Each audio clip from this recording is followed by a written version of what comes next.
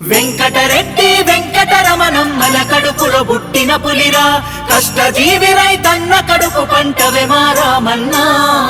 శ్రామికుల చెమట చుక్కవు, కార్మిక కర్షక అండదండవు, ఆత్మకూరు అభివృద్ధి శిఖరమే మానమన్నా.